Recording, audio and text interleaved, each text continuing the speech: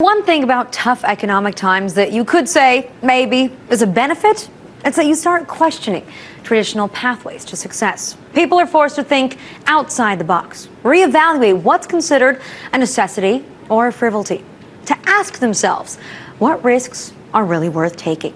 Now, we've discussed throwing out traditional ideas many times on this show, be it the realization that college isn't for everyone, and some are better off saving that money, or looking at families, young people who have left this country and found better opportunities elsewhere.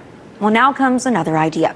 Forget about sending out countless resumes, wasting your time waiting patiently for a yes or no, and instead go out and start your own business. Create a job to keep a job. Well, joining me from our studio in New York to discuss this is create a job, to keep a job. I like that. But tell me, do you think that, in general, young people, college graduates are told to do the opposite in this country, that you're told that the traditional route is that you have to go and, get a job with an already well-established business because that's the pathway to success?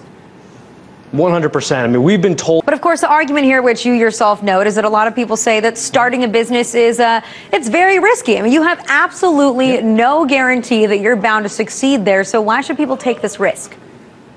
Well, let's take it in two parts. The first part is becoming, I don't know, I guess young people were always idealistic, right? So what's to stop us from thinking that anybody can be the next Mark Zuckerberg and start the next Facebook? Who wants to start a pool cleaning business? That sounds so boring.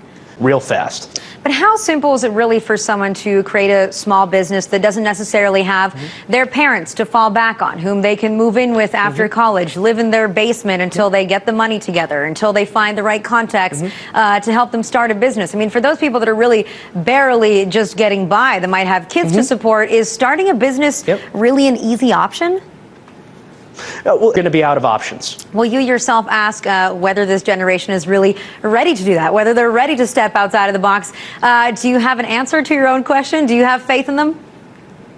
I think that this generation can be the most entrepreneurial generation in history without question. Yes, and I hope you're right. I hope the innovation progress will lead us out of this mess, and of course a little bit of risk taking too. Thanks so much.